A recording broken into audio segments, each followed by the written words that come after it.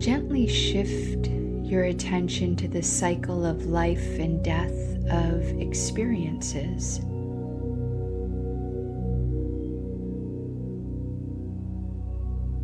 And consider how each moment, no matter how intense or how mundane, is fleeting.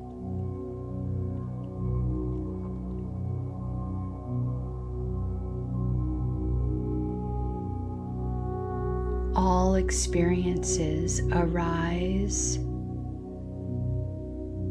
they come to fruition, full fruition, and then eventually they end.